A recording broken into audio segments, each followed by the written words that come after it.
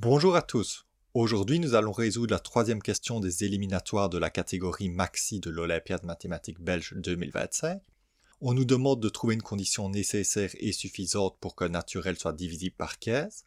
On a 5 réponses possibles, à savoir réponse A, que la somme de ces chiffres soit divisible par 15, réponse B, que son dernier chiffre soit 0 ou 5 et que la somme de ces chiffres soit divisible par 3, réponse C, que son dernier chiffre soit 0 ou 5 ou que la somme de ces chiffres soit divisible par 3, réponse D, que son dernier chiffre soit 0 ou 5 et que la somme de ces chiffres soit divisible par 15. Et réponse E, que son dernier chiffre soit 0 ou 5 ou que la somme de ces chiffres soit divisible par 15.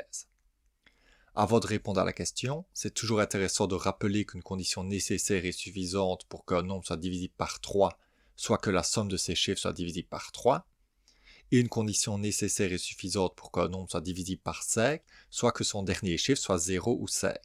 Pour contredire une des réponses possibles, il nous suffit de trouver un contre-exemple. Tout d'abord, on peut noter qu'avoir la somme de ces chiffres divisible par 15 n'est pas une condition nécessaire pour être divisible par 15.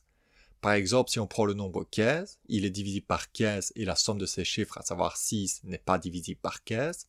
On peut donc éliminer la réponse A et la seconde partie de la réponse E.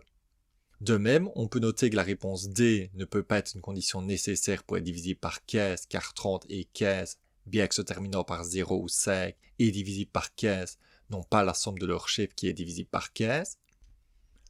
Ensuite, on peut remarquer qu'avoir 0 ou 5 comme dernier chiffre n'est pas une condition suffisante. En effet, si on prend le nombre 10, il se termine par 0 mais il n'est pas divisible par 15.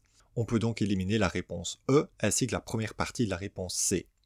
Enfin, on peut remarquer qu'avoir la somme de ces chiffres divisible par 3 n'est pas suffisant. En effet, on peut noter que le nombre 6 est divisible par 3, mais il n'est pas divisible par 15. On peut donc éliminer la réponse C. Il reste donc la réponse B. Notons que cette réponse est logique, car vu que 15 est égal à 3 fois 5, pour qu'un nombre soit divisible par 15, il doit être à la fois divisible par 3 et par 5. Merci d'avoir regardé cette vidéo et on se retrouve bientôt pour résoudre d'autres exercices des Olympiades mathématiques.